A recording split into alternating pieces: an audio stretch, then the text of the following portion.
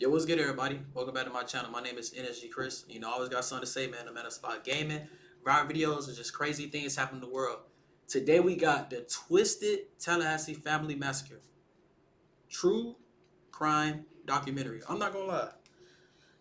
When it comes to stuff like this, it's really like, it kind of get my juices flowing. It kind of, kind of scared me a little bit. You know what I'm saying? It's probably gonna be obviously a very sad case. Um, but I mean, I don't know. I mean, y'all let me know down below what y'all think happened. If y'all know what happened, y'all could comment about it. And just let me know what y'all think of the video, man. Let's get into it. It's a terrible scene, the worst I've ever seen in my life. She fought First of like all, a real hero for her kids. They were doing their homework when they got murdered. They were stacked on top of one another, and the let me get that. tub was full of water. You What? can't drown children while you stare into their gasping faces without being the devil.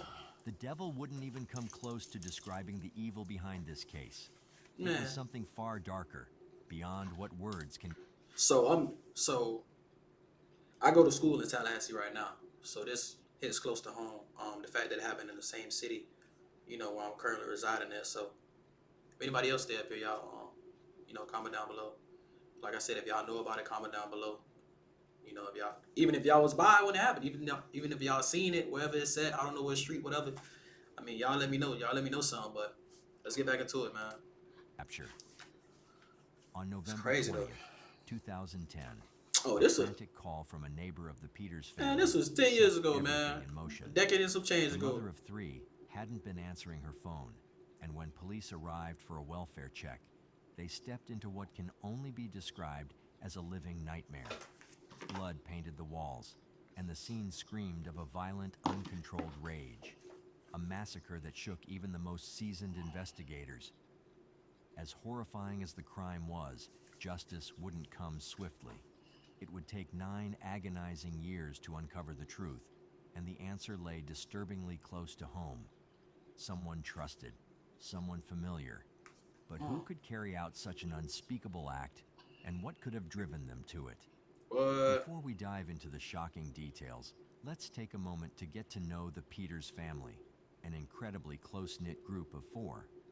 At the heart of it all is the gorgeous Brandy Peters, born on Valentine's Day, February 14th, 1983, in Bainbridge, Georgia. The youngest of 8 children, Brandy I think it's a grew up Bainbridge with 3 Road brothers and here. 4 sisters, before her family eventually relocated to Tallahassee, Florida, where she graduated from Godby High School. Crazy. From a young age, Brandy's natural flair for hairstyling was evident, and this is a talent she proudly inherited from her mother. This skill helped her build a thriving home-based hair business, where she created stunning, one-of-a-kind hairstyles that kept her clients coming back for more.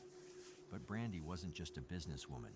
She loved spending her time crocheting and enjoying the company of her loved ones. One of her closest relationships was with her cousin, Janet Howard.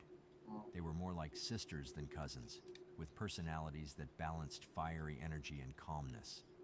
But in 2003, Brandy's life took a major turn when she found out she was pregnant with twins, Tamia and Tanaya, with her then boyfriend, Antonio Anthony. Congratulations, man. However, their relationship was shaken when Antonio was incarcerated, leaving Brandy Wait a to minute. raise the girls. Never mind. Her own. But she wasn't alone in this. Her family, especially her mother and sister Monica, stepped in to offer their unwavering support. However, it didn't take long for Brandy to find love again with Henry Segura, a hardworking welder, and together they built that's a cool. new life. In A welder? 2007, they welcomed their son, Javante, into the world. He look like With this new addition, Brandy and her 3 bro, look like he'd be a football demon. Like he would have been a football demon. kids moved into a cozy home in Saddle Would have Creek been tough. Run, Not gonna lie. a quiet, family-friendly neighborhood. It was the perfect place to settle down, close to schools, and not far from the buzzing college scene in Tallahassee. It felt like the fresh start Brandy and her kids needed. So, as you can imagine, everything seemed perfect when you first heard about Brandy's life, right? The kids were doing well, The family was happy, and there was even a Thanksgiving trip planned to visit her cousin Janet in Tampa. But here's where the story takes a tragic turn. On the evening of November 20th, 2010, things started to go off track. Janet and Brandy's family began to get really worried. Brandy hadn't picked up her phone, and that wasn't like her at all. As a home-based hairstylist, staying connected with clients Probably was stay pretty on much the a phone. must. Yeah. Picking up the phone wasn't even optional. After multiple attempts to reach her and getting no answer, her family decided it was time to take action. They called the police for a welfare check, hoping to get some answers about what was going on. But what they uncovered would change everything It was in a like way that no one community was looked mad prepared familiar. for. Breaking Probably news not out been of in that northern before. Florida. A mother and her young children were found killed at a violent crime scene. Now homicide detectives are looking for whoever might have had a reason to harm them. That's so Tallahassee crazy, police bro. say the four were murdered at a home on Saddle Creek Run Road. Police say the children are 6-year-old twins and a 3-year-old boy. Like, They for have what, not bro? released any information on who they are or how they died, but they say they are actively searching the area. The home is just a few miles from the campuses of Florida State University and Florida A&M University. After hours of investigation, the detectives could tell that Brandy had fought for her life. There were trails of blood leading to the door where her body was found. It looked like she'd almost made it out. But then she was dragged back inside and beaten to death with a blunt object. Like what, after bro? being shot multiple times. What? The brutality of it all. Bro, so you beating her ass, shooting her dog? Like what? What we got going on, man? That's crazy. It's chilling. But the horrors didn't. My thing be like, when stuff like this happen, my thing be, what do a person have to do to make you go to those lengths? You know what I'm saying? Like, you gotta understand, you putting yourself in jail for something that you could have just left for. You did what I'm saying? Like, I just feel like that ain't it, bro. Like, it gotta be other ways you can move around. There gotta be other ways that you can, other things that you can do in reaction to a situation besides, putting your hands on somebody or hurting them, obviously, and going to those lengths, going to the most extreme length, which is killing them. Like, that's crazy to me. I can never understand why people would just put themselves in that situation, bro. Stop there. When investigators went further into the house, they made another devastating discovery. Brandy's children were found in the bathroom, stacked on top of each other in the bathtub. The tub was filled with water. Sadly, Brandy and Tamia had been shot, while Tanaya and Javante had been drowned. It appeared that the killer then placed Tamaya in the tub with her siblings, as though to add to the horror of it all. The signs of a struggle were everywhere. According to the police, the scene was even more gruesome than anyone could have imagined. The walls and ceilings were tainted with blood everywhere. It was clear that the violence had been intense, and the house itself was a chaotic mess. Like, And you could tell Brandy fought desperately to protect her children, but in the end, her efforts weren't enough. There were no signs of a robbery, though. It wasn't about taking anything. Brandy didn't have much to steal, and the door wasn't even broken down. In fact, it was locked when the police arrived, making it seem like what they about to say probably, that'll make you think that it had to be somebody that was in there. If the door was locked when they, first came on the scene, to have you thinking it's an ant house. had been carefully planned, carried out swiftly What in that the too? evening, likely just hours before they were discovered. The Yeah, children what had that been too, wearing bro? their That's crazy. pajamas, with their homework still out, suggesting they were just about to settle down for the night. They had no idea that someone, perhaps even more than one person, had slipped into their home. And to make things even worse, the phone had been ripped off the wall, its cord severed. It was as Yeah, though bro, the did killer had everything. taken every step to ensure that no one could call for help. Literally, It bro. wasn't just a random act of violence. This was a carefully calculated, horrific plan. By the way, I post true crime and new cases here every day. Bro. So if that sounds like you're wondering who could orchestrate something so brutal, well, let's break it down. As mentioned, there were no signs of forced entry, meaning this was undoubtedly a personal attack. The family likely knew the killer, someone they trusted, or at least didn't see as a threat. That make it worse. One person who was closely connected to the family was Henry Segura, the father of little Javante.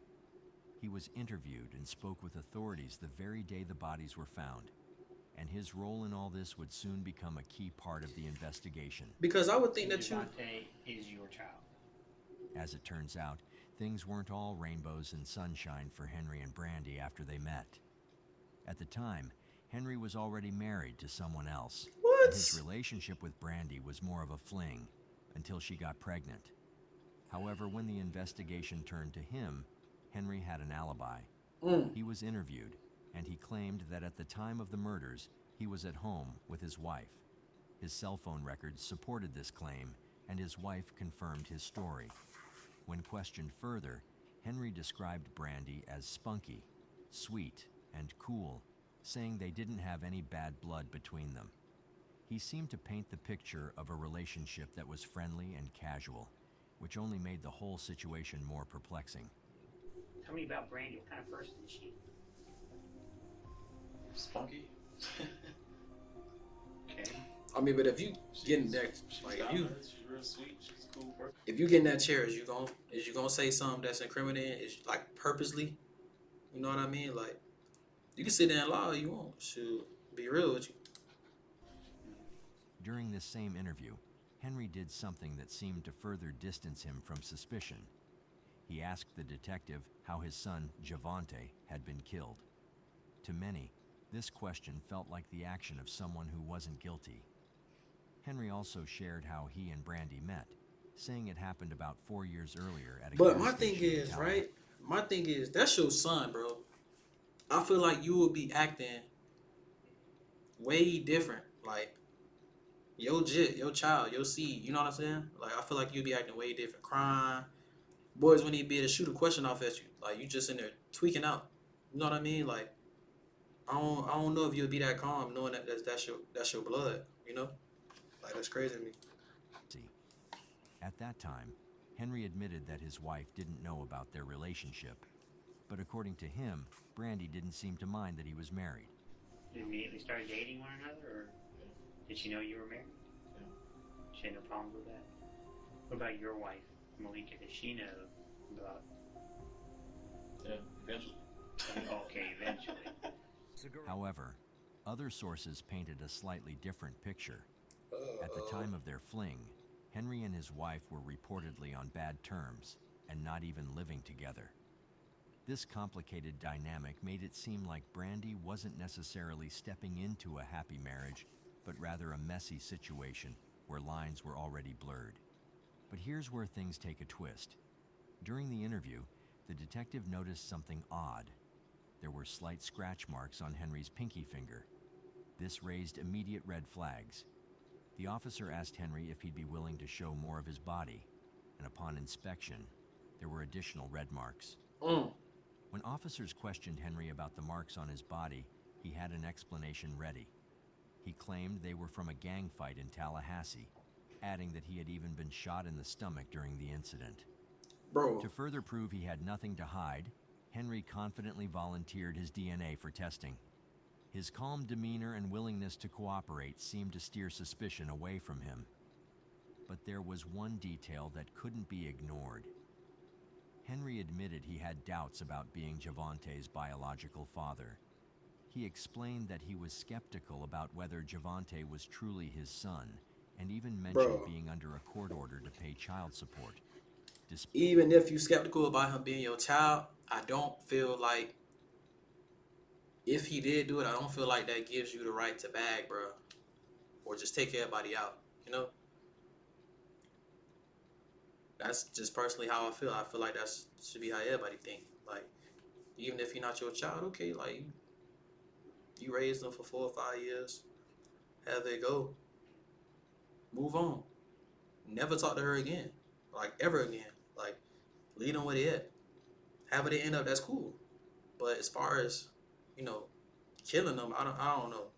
Ain't no I don't know. I definitely don't agree with that at all, bro. Like, this, Henry insisted that his relationship with Brandy was nothing but positive. He described her as a caring mother and claimed they had always been on good terms, with no animosity between them. And according to him, on the day of the murder, he was nowhere near Brandy's house.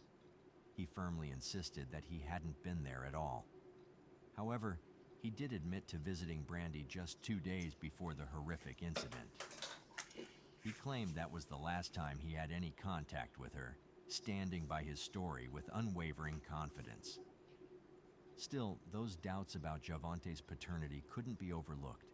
Was it possible that frustration over child support or lingering uncertainty had caused tension beneath the surface? Or was Henry truly the cooperative, innocent figure he appeared to be? The community was desperate for answers. People were terrified, urging officers to move quickly, because what if this was the work of a serial killer? After all, Tallahassee had a dark history of housing some of the most notorious criminals, including the infamous Ted Bundy and Gary Michael Hilton, both of whom had ties to the area. With the weight of the community's fear on their shoulders, the investigators turned their focus to the crime scene itself, combing every inch of Brandy's home for clues. What they found raised even more questions. Inside the house, investigators stumbled upon something that added a new layer of mystery to the case, a stack of love letters. But these weren't your typical roses are red, violets are blue kind of notes. These letters were allegedly from James Carlos Santos, a well-known drug dealer with a notorious reputation in Tallahassee. Now, Santos wasn't just any guy. He was currently behind bars and claimed to have some serious ties to criminal organizations. From his prison cell, Santos made bold and chilling claims that immediately grabbed the detective's attention. According to him, he was a key figure in a powerful criminal network, and Brandy Peters had been running drugs for him. But here's where things took a darker turn. Santos alleged that Brandy had been skimming cocaine from his operation, and once he discovered this betrayal, he claimed to have ordered her and her entire family to be killed. What? And Santos didn't stop there. He had receipts, or so he claimed. He pointed to letters and emails he'd sent to Brandy, even proposing marriage to her. In his mind, they had some kind of relationship, maybe even something serious. But when detectives dug a little deeper, the cracks in his story began to show. Turns out, this relationship was completely one-sided. Brandy wasn't romantically involved with Santos at all.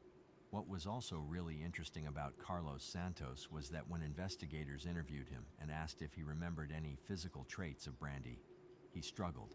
So he's just a goofball. He had a hard time recalling anything specific about her appearance at all. You would think that if he had been involved with her, especially in such a serious and shady way, he'd be able to describe her clearly. But instead, he gave vague answers, as though he couldn't even picture her face. You don't remember what she looked like? No. Not at all. Damn, bro. This girl that ran drugs for you all these years. You don't remember what she looked like? You don't remember how tall she was? That's so tough. told you what she looked like. She was a dark-skinned black woman. It didn't take long for detectives to realize Santos wasn't the reliable source he tried to portray himself as. In fact, they uncovered a long history of him making over-the-top claims about crimes he didn't commit. And it wasn't just detectives who were skeptical. A psychiatrist evaluated Santos and confirmed what they suspected. He was delusional and a pathological liar. Basically, Santos was living in a fantasy world, and his bold claims were more fiction than fact. However, the investigation didn't stop with Santos's false claims. In fact, it opened up more leads, thanks to the potential link to drug dealing. Damn, bro. One of the most promising came from DNA. Bro, finna mess it up for everybody else. Crime scene.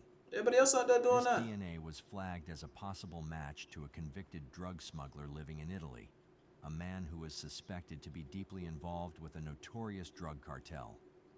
The connection seemed like it could be the break investigators needed. But here's the twist. When authorities reached out to this individual, instead of playing hard to get or going into hiding, he fully cooperated. He agreed to meet FBI agents at the U.S. Embassy in Rome and voluntarily handed over a DNA sample. This kind of openness suggested he wasn't involved, and indeed his DNA didn't match the evidence at the crime scene. To cover all bases, the DNA was compared to 4 other individuals. from the Shoes, you got national bro bent. Bro database, was trying to make sure but he none wasn't of even them know were a what. match. Man, what? This lead, like many others, turned out to be a dead end. However, the drug angle didn't just stop with this one lead. It had already put the investigation in a different direction, sparking other possible connections. It kept pushing the investigators forward, even though it didn't ultimately solve the case. The Nice discovery house. of the spade shovel at the crime scene had people speculating it might be a cartel's calling card. But once again, this theory fell apart. Why would a cartel leave a spade shovel when a simple ace of spades would have been easier to carry and much less obvious? Another thing that had the detectives so confused about this case was that there was another informant who came forward, claiming that he was involved in the murders. This informant, Gregory Washington, told the police that Demario Paramore had confessed to him that he, along with someone named Haywood Griffin, had carried out the brutal killings. But Griffin quickly denied any involvement, and the police didn't push the investigation into Paramore any further. Prosecutors argued that the conversation didn't actually qualify as a confession, so they dismissed it. But this wasn't the only wild theory. A lot of the so-called jailhouse snitches came forward with their own claims about Jailhouse the case. snitches. But many of them were suspected of just trying to cut deals to get their sentences reduced. Shoot, In hey. fact, one even admitted to asking for a lighter sentence in exchange for his tips. Man, them boys trying to With the get cartel out of there. theory You got them and the boys claims bent, from the man. jailhouse snitches pretty much squashed. Boys and trying to no get out of solid there. leads coming from the drug connection. The investigation shifted its focus back to the suspect. They gonna do whatever it takes. Shoot, they is trying to get gone, man. I don't blame them though. How long they done been up in there? I don't blame them. Shoot, something come through there where they trying to know something. Hey, I seen bro at the ice cream truck. I know what type of ice cream he got, a strawberry shortcake, whatever you call it. Shoot, I know what shoes he had on too. Had on some red 5s, Jordan 5s. Shoot, sit there and just cap through your teeth, bro, just to get that lighter sentence. So I'm already knowing, dude. I'm already knowing. Were much closer to the victims. The father of the twin girls, Timaya and Tanaya, was briefly considered as a suspect in the case. However, given that he was incarcerated at the time of the murders, authorities quickly ruled him out. Bro, I just couldn't Multiple imagine sources going through did that, dude. reveal, Like, though, you in there doing your time. You in there doing your time. Yeah, you in, shorty or, the lady not together no more. But you in there doing your time, for whatever. And, just to get that call, just to get that person to come by your cell and tell you that, your 2 babies, your 2 kids is gone, bro. That's so, I can't even imagine, like, that's crazy. Like, you already in there. You did what I'm saying? You already in there. I know it ain't fun. You know what I mean? And now you gotta deal with this too. You probably can't go to their funeral, can't see them, nothing, like, cause you in there. Like, that's crazy, bro. that he was devastated by the news of the killings, even though he hadn't been able to form many memories with the twins due to his situation. It was clear that he wasn't involved, but the heartbreak was still there. That's what I'm saying, bro. That left only one remaining suspect who had both the motive and opportunity: Henry Segura. He was actually interviewed again 10 days after the murders, and this time the prosecutors were determined to push him until he cracked. It turns out that Henry owed Brandy a massive $20,000 in unpaid Why? child support. According to the detectives, the only way Henry could see to get out of this financial mess was either to go to jail for not paying or to eliminate the problem altogether. And in his mind, that meant getting rid of Brandy and Javante. The prosecution's Bro, so don't have the kid. Bro. Don't have the kid then, bro. Don't have the kid then. I know y'all hearing this. Don't have the kid then, bro. If anything, when you first had the child, as soon as she put you on child support, you supposed to be paying. Paying. Not let it rack up to no 20,000. Yeah, I know that's a lot of money. That's a lot of money. I ain't never see a whole 20,000 in my life. I ain't gonna sit here and lie to you. You know what I mean? But it's like, bro, like, first of all, the kid, like, he a kid, like, nigga, he don't know. He don't know. Didn't really get to live life for real. Didn't really get to do anything. You know what I mean? So it's like,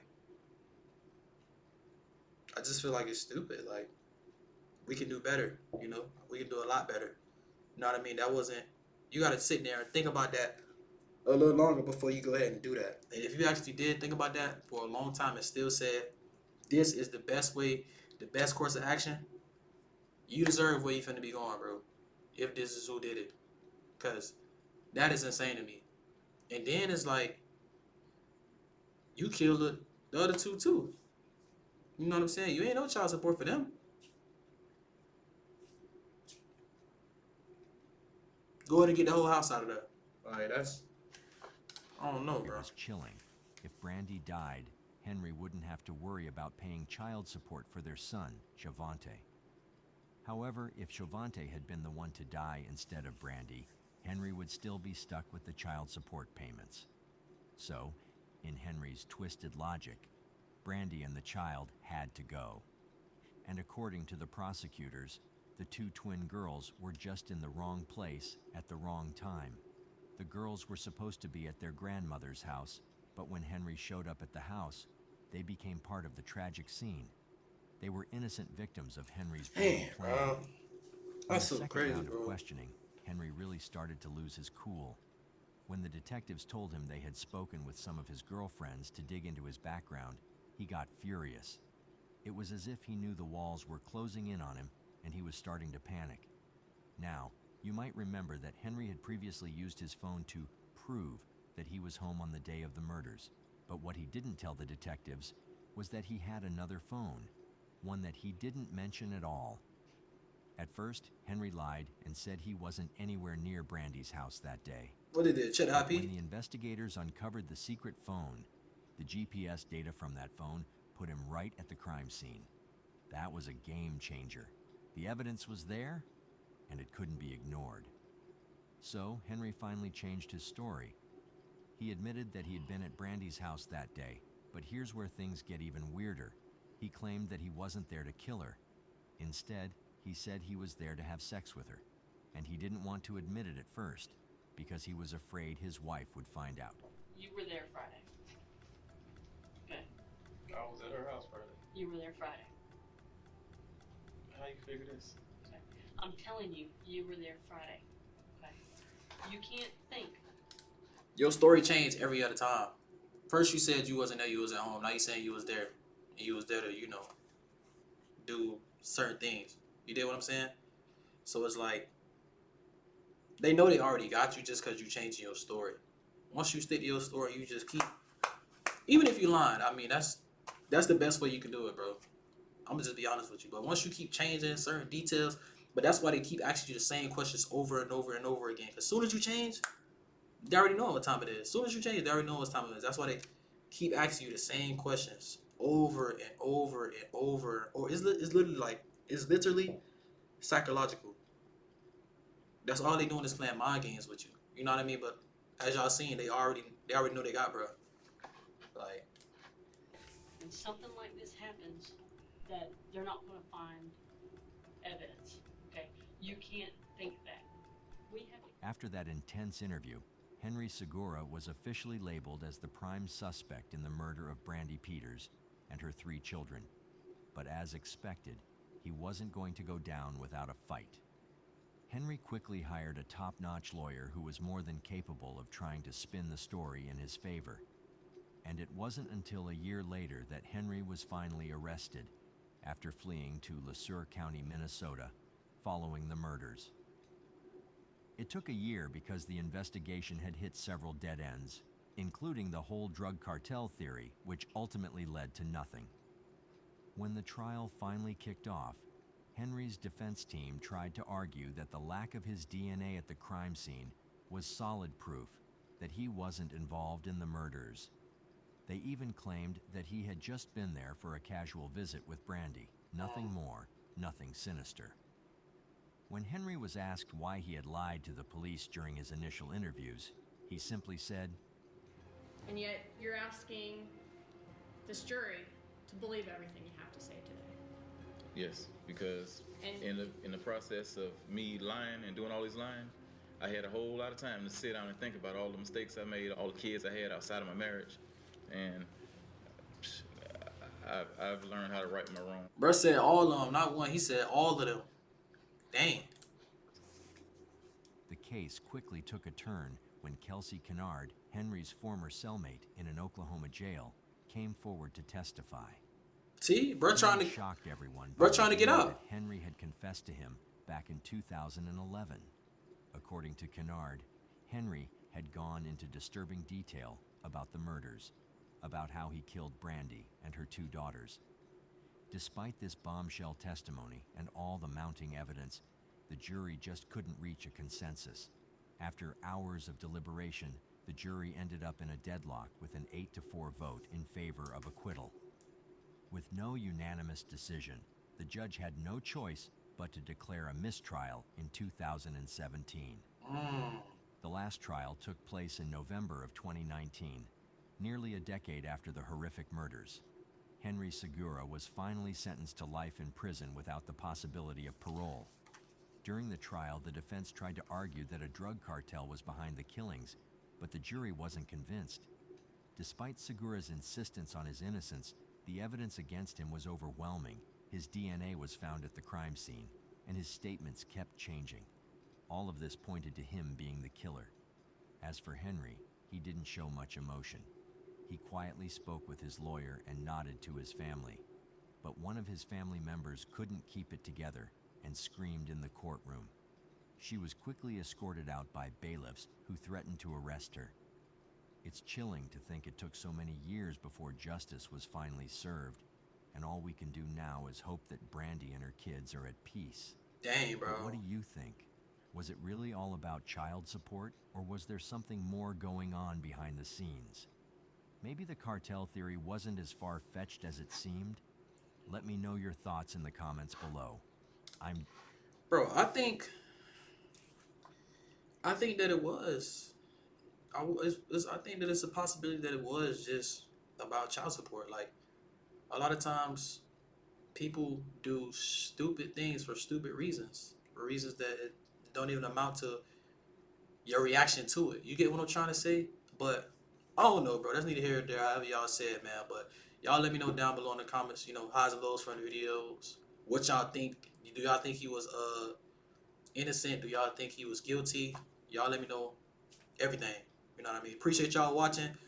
Stay tuned to the next video. Remember to never stop going. Appreciate y'all, man. Make sure y'all like, comment, subscribe, and hit that notification button. Peace.